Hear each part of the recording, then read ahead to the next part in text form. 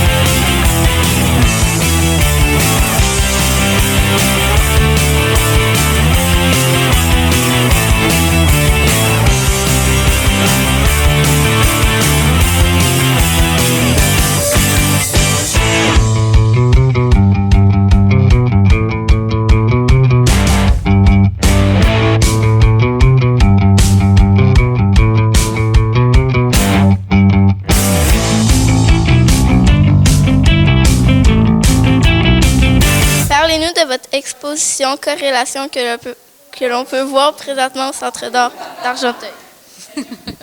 Merci. Premièrement, pour ceux qui ont vu les fantômes d'Argenteuil, vous remarquez sûrement que c'est quand même assez différent. Ici, vous reconnaissez sûrement des éléments qu'on revoit beaucoup, la montagne et la maison.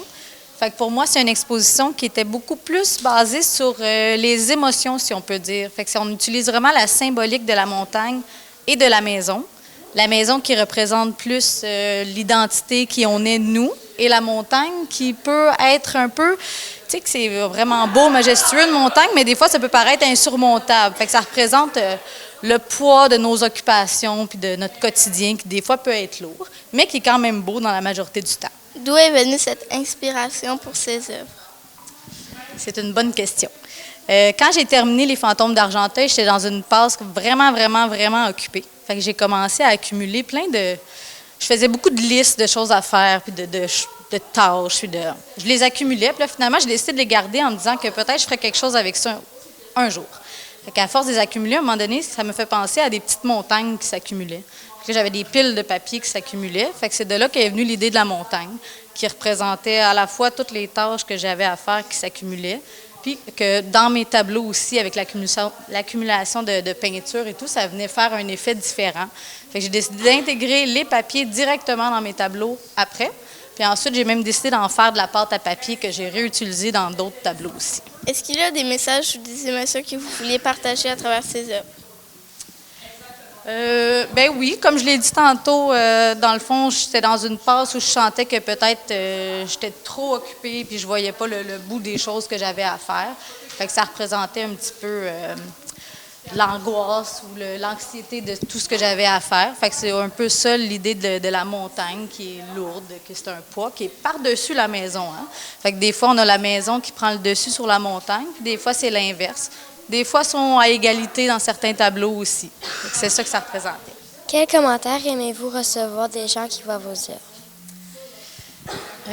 J'aime ça recevoir des commentaires quand les gens ils comprennent bien le travail et qu'ils ressentent un peu la même chose. Là, j'ai beaucoup de gens qui sont venus me parler au vernissage. « ça me touche, moi aussi, je suis une personne qui fait beaucoup de listes, qui est toujours en train de faire plein de choses. » Fait que quand ils comprennent bien ce que tu essayais d'exprimer dans le tableau, en fait. Laquelle est votre plus grand coup de cœur parmi les œuvres et pourquoi?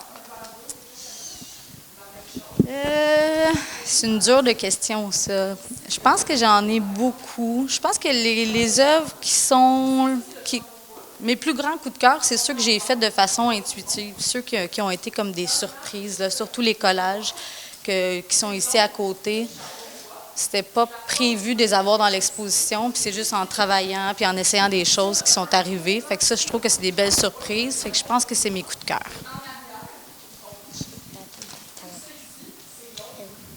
Parlez-nous du prix que vous avez remporté au Gala de la culture des Laurentides. Oui, bien là, j'ai gagné le prix Excellence au Grand Prix des cultures des Laurentides hier soir. En fait, j'ai eu la bonne nouvelle. En fait, c'est pour le projet des fantômes d'Argenteuil, hein, sur lequel j'ai travaillé pendant 3 ans. Fait que c'est vraiment c'est une belle reconnaissance, premièrement. Puis c'est un projet, c'est une belle récompense. Je trouve que ça prouve que les gens sont contents d'avoir des initiatives artistiques comme ça dans la région. Puis je pense que ça reflète bien les Laurentides. Puis c'était un peu le but, l'objectif du projet. Quels sont vos futurs projets artistiques? Bien là, en ce moment, cette exposition-là, c'était une exposition où j'ai exploré beaucoup de choses. Fait que je pense que là, je vais continuer ma recherche, essayer de pousser ça encore un petit peu plus loin. Fait que de travailler plus avec la pâte à papier. Puis j'ai même tenté des choses avec la poterie, la céramique. Fait que je vais continuer de développer l'idée de la montagne puis essayer de pousser ça un petit peu plus loin.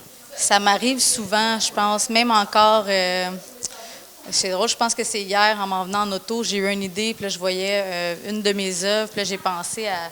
Ça me fait penser à une idée de refaire une maison avec une montagne à l'intérieur, comme si ça représentait la boule qu'on avait des fois à l'intérieur de nous. Fait que j'ai souvent des images, des fois, ça se concrétise pas, mais ça peut arriver n'importe où, n'importe quand, là. Des images comme ça, est-ce que tu te dépêches à aller créer ou tu es capable d'attendre, puis ça peut être plusieurs semaines après que tu fais ça? Je suis capable d'attendre, mais d'habitude, je l'écris. Ou je fais un petit croquis, puis là, j'ai une pile qui, des fois, va finir en pâte à papier aussi, mais j'essaie de l'écrire au moins parce que j'ai trop d'idées. Fait que si, j'imagine que vous reconnaissez la montagne, hein, ici, vous la voyez, devient de plus en plus grande. Est-ce qu'il y en a qui ont une petite idée de pourquoi j'aurais fait ça? Vas-y. Parce que, en gros, il y a de plus en plus de choses qui s'ajoutent à la vie. Exactement, c'est vraiment une bonne réponse. Ça représentait ça, en fait. C'est qu'au début, on commence avec une petite montagne avec la maison. Ça ici qui est la maison. Hein. Pour moi, on voit un intérieur, une construction, si on veut. Fait qu'elle devient de plus en plus petite, puis c'est la montagne qui prend le dessus. Fait que ça représentait un petit peu la montagne qui s'accumule, la montagne de tâches, la pile de linge, la pile de vaisselle, peu importe. Depuis l'université que je fais des petits sapins, puis on dirait que ça représente tout ce qui est la nature, qui est pour moi vraiment importante quand même. Puis même si elle ne fait pas nécessairement partie du duel, tu sais, des fois, la nature, ça a été quand même une espèce de truc contradictoire. Le fait que j'aie choisi d'habiter ici en région fait que je suis plus près de la nature, mais que je suis isolée peut-être du milieu de l'art. Fait que c'est un peu... ça fait partie un peu du duel que je voulais représenter. Fait que c'est pour ça que je l'ai quand même intégré dans l'exposition. Fait que ça ici, c'est encore des montagnes. Fait que j'en ai fait pas mal. Ici, on a la montagne... on dirait une espèce de reflet. C'est pour ça que je l'ai appelé miroir. Fait que ça, c'était vraiment de l'exploration. Ici, on a la montagne avec le reflet des maisons que j'ai repris un petit peu dans les tableaux. C'est vraiment d'essayer avec la technique, d'essayer de garder une unité aussi entre tous les tableaux qui sont présentés. Fait que c'était vraiment de l'exploration avec le tape. On revoit ici encore une montagne... qui ressemble des fois, mes montagnes ressemblent à des piles. Hein. Je l'ai dit tantôt, des piles de linge, des piles de scie. J'ai même exploré avec ça, avec des vrais tissus, d'essayer de faire des petites sculptures. Peut-être que ça va être présenté un jour. Ça, c'est de l'exploration avec le tape. Fait que c'est tout fait en masking tape, sauf certaines parties du fond là, qui ont été faites avec la peinture. Ici, on n'a pas la montagne, mais on a la maison. La maison qui est noire, que j'appelle contre-jour, parce que vraiment, on dirait que la lumière reflète dessus. On était dans la période de l'Halloween. Là, je pense que ça m'a influencé. On dirait que c'était peurant. On dirait des petites maisons hantées. Là, mais ces œuvres-là, en fait, ils allaient de l'autre sens au départ. Fait que la montagne, c'était un mélange de montagne-racine, un peu. Fait que les maisons, c'est comme s'ils poussaient d'une montagne de racines. Que j'ai décidé de changer de côté pour avoir un peu le même effet que sur les autres. Mais je trouvais quand même que ça ressemblait à des racines, comme un tas. On dirait que c'est comme... C'est les maisons qui font pousser toutes ces racines-là. Mais comme là, quand tu les vois affichées, est-ce que des fois, ça te fatigue? Tu te dis « Ah, j'ajouterais quelque chose ou j'aurais changé ça? » Bien, étrangement, là, pas cette fois-là. Je suis comme vraiment satisfaite, mais ça m'arrive souvent. Là. Ça m'arrive vraiment souvent. Mais là, on dirait que j'étais vraiment... tu sais, je suis satisfaite de la majorité des tableaux. Là. Tu sais, quand je parlais de mes thématiques, l'écologie, c'est quand même assez important, la nature, tout. Fait que souvent, on a des troncs d'arbres ou des arbres coupés dans mes anciens tableaux. Fait que c'est pour montrer. On avait beaucoup de développement ici dans la région, de nouveaux projets immobiliers, des maisons qui se faisaient construire. Fait qu'il y avait beaucoup d'arbres coupés. Puis ça, c'est quelque chose qui avait influencé mes tableaux pendant un bout. Puis ça reste parfois. Ça reste dans mes œuvres. On le voit toujours parce que c'est quand même une préoccupation que j'ai et qui est importante pour moi. On avait déjà fait de la pâte à papier avec Julie. Bien là, c'est le bordel. Bon, ben tu vois, moi, j'ai décidé au lieu vraiment de les utiliser tels quels puis les coller, mais là, j'ai décidé d'essayer de faire un autre objet puis un autre médium, en fait, que je peux utiliser autrement parce que la pâte à papier, ça se travaille pas comme un papier qui est vraiment lisse. Fait que là, ici, ça donne une nouvelle façon de se réapproprier le papier, en fait. Là. Parlez-nous de votre exposition que l'on peut voir présentement au Centre d'art d'Argenteuil. Eh bien, bonjour. Alors, pour vous parler un petit peu de mon exposition, elle s'appelle Macro-Existence. Et en fait, pour cette exposition, comme vous voyez autour de vous, tout part de la nature. Alors, dans cette idée-là, vous allez observer différentes images qui sont toutes inspirées soit d'environnements naturels ou d'éléments, en fait, en provenance de la nature. Comme ici, on observe le charbon de bois. Et dans toute cette idée, on parle de macro. Est-ce que vous voyez un petit peu c'est quoi macro? Le terme macro? Le terme macro, juste pour le définir, on parle d'agrandissement d'éléments qui sont tout petits, qui deviennent très grands. Donc, en photographie, on peut parler de macrophotographie, comme étant, en fait, on va photographier un objet qui est tout petit et l'agrandir. Donc, comme que vous observez ici, j'ai commencé avec justement des morceaux de charbon de bois, que vous voyez juste ici. Et finalement, ce qu'on observe au mur, c'est l'agrandissement. Donc, ce sont des gros plans sur ces morceaux de charbon de bois. Mais tout ça, ça a été réalisé à partir d'un modèle 3D. Si je vous parle de scan 3D, est-ce que vous voyez un peu c'est quoi? Donc, partir du scan en 3D, c'est l'idée de prendre des photos dans tous les angles, donc à 360. On pourrait le faire avec une personne. Si je pourrais prendre des photos à 360 de toi et te reproduire en 3D sur l'ordinateur. Ouais! Alors, j'ai fait ça. Donc, on est parti. Donc, vous voyez, l'idée aussi de ce projet, ça s'appelle métamorphose. Vous voyez un peu le terme métamorphose? Donc, on part en fait d'un élément initial, le charbon de bois. Tu sais, au début, en fait, c'est du bois, purement, tu sais, qui est après l'arbre, qui est vivant. Une fois coupé, une fois brûlé, ça devient d'autre chose. Donc, c'est la transformation d'un objet en un autre. Et ici, donc, ça a été scanné. J'ai amené ça sur un ordinateur. Et finalement, sur le logiciel, parce que sur les ordinateurs, tout est possible, j'ai transformé le charbon de bois en verre. Donc, en verre, comme une fenêtre, comme un verre d'eau. Donc, c'est devenu transparent. Et sur ça, dans un environnement 3D, j'ai utilisé une lumière. Donc, vous voyez la lumière ici? Vous voyez comment ça crée des ombres, justement, au mur? Bien, finalement, comme le charbon de bois était devenu du verre, donc il était transparent, ce qu'on observe, par exemple, dans l'image qui est juste là, ça, c'est le charbon de bois, et à l'arrière, c'est son ombre. Sur l'image qui est juste ici, ce que vous voyez qui est complètement noir, c'est l'ombre du charbon de bois, et ce qu'il y a ici, c'est la silhouette du charbon. Et comme finalement, là-bas, c'est comme un très, très gros plan, comme on voit le charbon de bois qui est à droite, et à gauche, c'est son ombre. Alors, vous voyez, ce qui est intéressant là-dedans, c'est qu'on métamorphose le charbon en objet numérique, donc en objet 3D. Et finalement, c'est toujours aussi en lien avec la vidéo qu'il y a juste ici. Donc, ce qu'on voit là, vous voyez comment je bouge? Mon ombre, elle bouge. Si je bougeais la lumière autour, comme le soleil, quand le soleil il tourne autour d'un arbre, ben, l'ombre se déplace, elle s'étire, elle se raccourcit. Donc, c'est la même chose avec ça, juste là. Donc, ce que vous voyez, c'est le déplacement de l'ombre du charbon. D'où est venue cette inspiration pour ces œuvres? OK, alors mon inspiration. Bon, ça m'amène au bout que, justement, je voulais vous faire parler.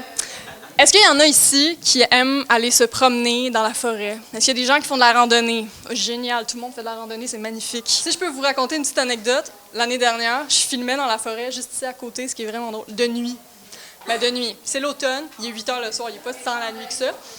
Mais tout ça pour dire, je suis en train de filmer, il fait complètement noir, et j'entends un hurlement vraiment proche de moi. j'ai tellement eu peur, j'ai comme le cœur m'a arrêté, puis je suis quasiment partie en courant. Puis finalement, c'était un renard. C'était un renard. Je sais pas si vous avez déjà entendu un renard hurler, mais c'est terrifiant.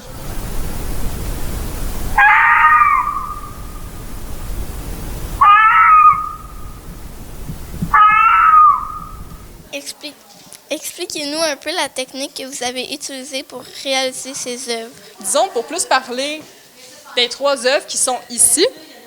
Donc, c'est ça, quand je parlais d'une rencontre avec un milieu naturel, est-ce qu'il y en a qui font du canot? Ouais, un petit peu. Est-ce qu'il y en a qui font du kayak, des choses comme ça? Ouais, donc fantastique. Alors, vous voyez, pour ces œuvres-là, par exemple, pour ce projet qui est juste ici, je l'ai réalisé. En fait, c'est parti d'une photo. Donc, chaque peinture qui est ici, au départ, j'ai pris une photo dans différents espaces. Comme ici, j'étais sur un lac, en canot. Ici, j'étais en randonnée. Puis ici aussi. Au départ, c'est ça, je commence à partir de photographies, donc des éléments que je trouve vraiment intéressants. Donc, tu sais, qu'est-ce que je disais tout à l'heure, de prendre le temps de regarder autour de soi des petites choses qu'on n'observe pas au premier regard. Mais c'est la même idée. Donc, ici, par exemple, c'était au printemps. Il y avait un petit peu de glace encore, puis c'était dans un marais. Alors, j'ai photographié justement un morceau de bois qui s'y trouvait. Puis par rapport aux couleurs, par rapport à, quand on parle de composition, comment l'image justement est faite, je trouvais ça vraiment intéressant. Alors, ça a commencé de là. Ici, justement, c'était une observation sur le bord d'un lac aussi. Puis à cause de la composition, on va dire, du lac, au niveau des roches, du sable, ça donnait des couleurs vraiment intéressantes. Alors, j'ai décidé justement de m'inspirer de cette image pour faire la peinture. Donc, dans tout ça, c'est ça. Donc, je trouvais ça intéressant d'explorer par la peinture ces images-là que je prends en photo. Parce que, vous voyez ici, c'est très détaillé, c'est très graphique. Mais quand je fais des photos, je ne vois pas pourquoi je devrais nécessairement peindre de la même façon, l'image, on va dire, exacte de la photo. Alors, j'essaie aussi de m'inspirer, par exemple, des couleurs, des effets, par exemple. C'est ça, c'était le matin, l'après-midi, ça leur a été différent. Donc, c'est un peu aussi l'idée de capter qu'est-ce qui est éphémère, qu'est-ce qui est pas, justement, qu'est-ce qui va pas durer dans le temps. Quels sont les commentaires que vous aimez le plus recevoir quand les gens voient vos œuvres? Oh mon Dieu, je me suis jamais fait poser cette question-là. C'est bien intéressant. Quels commentaires j'aime recevoir? Je dirais que j'aime recevoir les impressions des gens, donc c'est-à-dire comment ils font l'expérience de mes œuvres. Je dirais que c'est davantage ça. Tu sais, genre, pour moi, je trouve ça plus intéressant que de me faire dire « Ah, c'est beau » ou « C'est laid ». Tu sais, quelqu'un pourrait me dire ça aussi. « Ah, j'aime pas ça. » OK, ça se peut. Mais, tu sais, c'est plus en fait comment, toi, ça te fait... Qu'est-ce que ça te fait ressentir? Quand les gens ils me partagent ça, même me dire, par exemple, « C'est laid », ben c'est ça aussi. Tu sais, c'est que ça te fait vivre quelque chose. Y a-t-il quelque chose de dérangeant? Y a-t-il quelque chose, justement, qui t'effraie? Y a quelque chose qui vient te perturber? Donc, c'est ça, c'est comme ce petit aspect-là de la sensation que j'aime connaître. Laquelle de vos œuvres est votre coup de cœur et pourquoi? Tout à l'heure, je parlais beaucoup, en fait, de ce tableau, justement, le premier qui est là à l'avant. On va dire que pour moi, justement, c'est un de mes coups de cœur, mais j'adore, en fait, tous les projets que j'expose ici. Mais la différence, en fait, c'est est-ce qu'il y en a qui font du dessin et de la peinture? Oui, il y en a quand même beaucoup, ouais. T'as-tu envie d'en parler un peu? Non? OK, c'est correct. Pas obligé, ça va. Mais en fait, c'est ça, donc moi aussi, je faisais beaucoup de peinture, beaucoup de dessins. Éventuellement, j'ai commencé à faire beaucoup de vidéos, justement, puis d'explorer les choses différemment à partir de ces médiums. Puis dernièrement, dans la dernière année, je suis revenue à la peinture. Alors, c'est un de mes coups de cœur, justement, parce que en photo, en vidéo, j'explorais beaucoup la nature, donc le thème de la nature, mais aussi comme tout ce qui l'entoure. Puis là, j'étais comme, mais je reviens à ça, mais dans la peinture. Donc, c'est juste l'idée, en fait, d'explorer ce thème-là, d'explorer, en fait, différents points de vue sur la nature, mais avec différents médiums. Puis là, c'est pour ça que je trouvais ça intéressant de replonger dans la peinture puis de découvrir d'autres façons de représenter la nature. Quels sont vos futurs projets artistiques? Bien, une chose est certaine, je vais continuer à peindre parce que je suis retombée là-dedans dernièrement puis je trouve ça vraiment fantastique. C'est comme, tu sais, on voit comment c'est plus dans l'abstraction. Puis il y a ça que je trouve intéressante aussi. Tu sais, je parlais beaucoup d'éphémère. Puis il y a cette idée-là que je compte justement explorer davantage. Donc, continuer à faire des randonnées, faire du canot, de prendre des photos justement des différents milieux naturels, comment ils changent, puis présenter ça en peinture. Donc, c'est comme vraiment de représenter, c'est ça, cet aspect éphémère finalement des lieux. comment je suis arrivée ici, c'est bien comme vous, c'est vraiment au tout départ, depuis que j'étais tout petite, même âge que vous, même grandeur. Je me promenais justement dans le bois, donc c'est quelque chose qui m'accompagne encore aujourd'hui, donc cette idée justement de découvrir la nature. Et finalement, dans tout ça, avec cette expérience-là de la nature, je faisais aussi des cours d'art en parallèle. Donc, tu sais, déjà commencé à faire du dessin, à faire de la peinture, à faire de la sculpture, juste à expérimenter les choses. Donc, ça m'a toujours habité.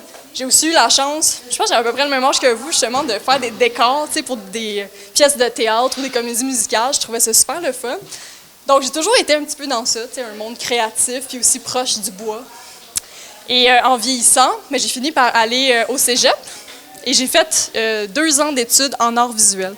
Donc, si jamais, justement, les arts, c'est quelque chose que vous aimez, qui vous accompagne, bien, je vous invite justement à faire ça parce que vous allez pouvoir explorer toutes sortes de disciplines. Vous allez pouvoir faire, vous aussi, de la vidéo, de la photo, du dessin, peinture, sculpture. Vous allez avoir des gros ateliers avec des grosses machines, tu sais, justement, pour pouvoir découper le bois, pour pouvoir quand même faire du plâtre. Vous pouvez, genre, tout faire. Et finalement, ça a toujours continué à m'habiter. Et puis, j'ai fait un baccalauréat à l'UQAM, en arts visuels aussi. Et là, en fait, pendant ces 3 années d'études, j'ai vraiment beaucoup poussé, justement, dans les nouveaux médias. Donc, j'ai particulièrement travaillé dans le son, dans la vidéo, justement, dans les images 3D. Et finalement,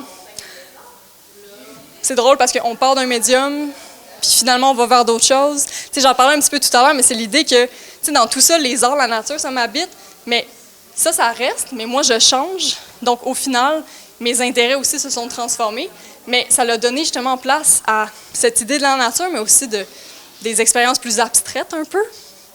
Alors, c'est ça, j'essaie des choses.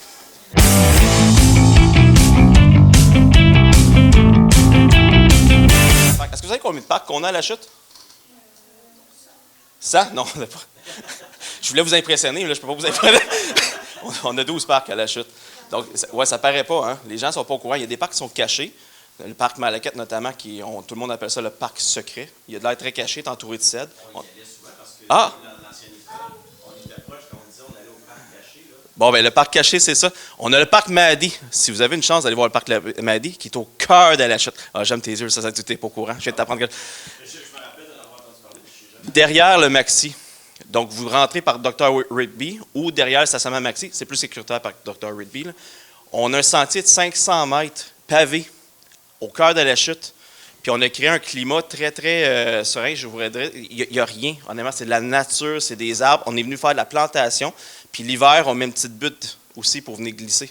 Donc, c'est de toute beauté. Puis, c'est vraiment pas loin. C'est au centre-ville de la chute. Donc, on a plusieurs petits parcs comme ça un peu partout. Donc, on a fait un plan directeur des parcs. Le plan directeur des parcs, c'est quoi? C'est notre directeur des loisirs qui se positionne avec son équipe à savoir quel investissement qui serait nécessaire dans les parcs. Donc, on commence à qu'est-ce qu'on a immédiatement. Et par la suite, que devons-nous mettre pour se conformer? Donc, il y a des règles pour les parcs. Ça prend un abreuvoir dans certains secteurs. Est-ce qu'il y a des familles et tout? Ça prend ci, ça prend ça, des modules de jeu. Et à quelle démographie qu'on veut répondre? C'est pas vrai qu'on va mettre des modules de jeu pour enfants dans chaque parc. Puis c'est pas vrai qu'on va mettre des balançoires dans chaque parc. Il faut s'adapter à la démographie, aux gens et à qui vont utiliser ces parcs-là. Le parc Baron, ce n'est pas le même parc que le parc Ayers. On ne fera pas du tennis au parc Baron. On fait des activités, puis un lâcher en fête qui est super intéressant au parc Baron qu'on a créé. Mais, donc, on a le plan directeur. On commence avec ça. On a quoi? On a besoin de quoi pour se conformer, pour arriver au minimum, pour passer. C'est 50 60 pour passer une note? T'sais? 60. Pour avoir 60 de note de passage, ça prend quoi? Donc, par la suite, c'est où qu'on voudrait bonifier? Les commentaires. On est très fort sur les consultations, nous autres. Donc, on fait du terrain. On parle aux associations sportives un peu partout. Vous savez, ici, le terrain de tennis, il y a une association de joueurs de tennis. On leur parle. Selon vous, est-ce que c'est approprié? Il manque quoi? Quel outil vous avez besoin pour mieux pratiquer votre sport ou tout simplement pour mieux utiliser le parc? L'investissement qu'on a fait à Bernard-Guay, c'était justement ça. Les gens nous ont questionné à savoir pourquoi vous avez mis le pump track là-bas. Et les gens l'ont demandé. Est-ce que vous savez combien de familles habitent à proximité du parc Bernard-Guay et que les parents en profitent pour arrêter, aller voir leur courrier, jouer, se ressourcer? C'est incroyable le nombre. De fait que le pump track est plein à tous les soirs. Donc, c'est en consultant les gens comme ça que nous, on vient se bâtir une image. On n'est pas encore au niveau du plan. On a une image de c'est quoi l'ensemble des parcs, c'est quoi qu'on a dans les parcs et c'est quoi que les gens nous demandent d'investir dans les parcs. Et par la suite on a des ressources limitées.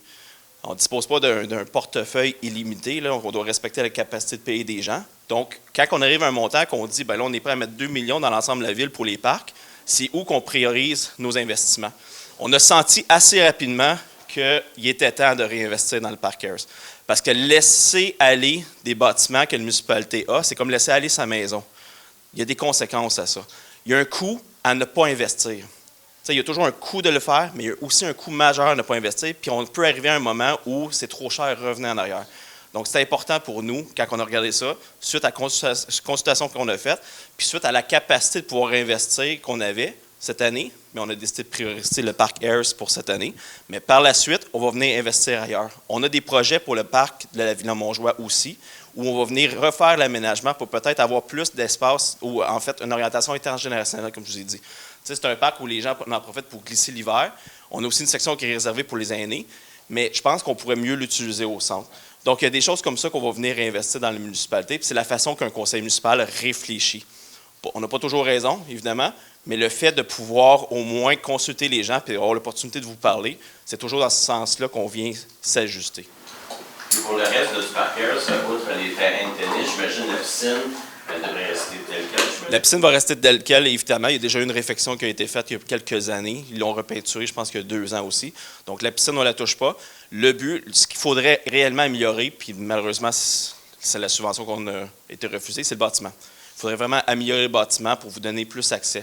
Le camp de jour, l'été, les jeunes sont à l'extérieur. Donc, on va travailler aussi sur une certaine canopée, sur des filets pour pouvoir créer de l'ombre un peu parce qu'on va s'entendre, c'est un îlot de chaleur. Là, il fait chaud l'été au Parc Harris. Donc, ce que vous voyez actuellement reste en place, sauf qu'on vient bonifier puis on vient ajouter quelques services. On est encore à l'étape où on pourrait avoir d'autres choses dans le Parc Harris. Je vous dirais que tout ce qui est après le bâtiment, c'est déjà réglé. Mais entre le skatepark, entre la patinoire extérieure, je pourrais dire, puis le bâtiment, c'est encore ouvert aux suggestions. Il y a une main qui vient de se lever. Ah, écoute, c'est la 2e fois que j'en entends parler. Filet de volleyball, puis volleyball de plage. Même que vous regarderez, on fait un budget participatif. Hein, c'est un engagement électoral qu'on a fait. Donc, on a le nouveau budget qui va sortir pour l'année prochaine. On a reçu 12 projets. Honnêtement, cette année, ça a été. Dans le budget participatif, il y a aussi un terrain de volleyball. Donc, le terrain qui a été ciblé, par contre, c'est le parc Madi. Le parc secret, pas secret, je vous dis, mais le parc au centre-ville. Donc, il y a ça. Si vous êtes intéressé, c'est intéressant de demander à vos parents d'aller voter pour ça. Mais ici, on pourrait peut-être le considérer. On n'y avait pas songé pour ici, mais ça fait 2 fois que je reçois une demande d'avoir un terrain de volleyball. Mais vous savez, il y a la fête familiale aussi qu'on a intégrée à la chute en fête. Hein? Donc oui, il y a les spectacles du soir, mais il y a aussi la grande fête familiale de jour. Donc, l'année passée, on a eu près de 4000 personnes à la fête familiale. Donc, c'est toujours très, très populaire. On le ramène l'année prochaine. Donc, même fin de semaine, c'est la première fin de semaine avant les vacances de la construction. Je crois que c'est le 19 et 20. Même formule sur 2 jours, vendredi, samedi. Samedi qui est la fête familiale. On est venu bonifier quelques petites choses pour les jeunes aussi, plus d'activités. Puis vous savez, on a toujours des activités interactives aussi. On avait eu le BMX l'année passée, les trampolines. Là, on travaille peut-être sur... Là, c'est pas tout signé, là, mais on travaille sur une autre activité pour pouvoir se réinventer à chaque année.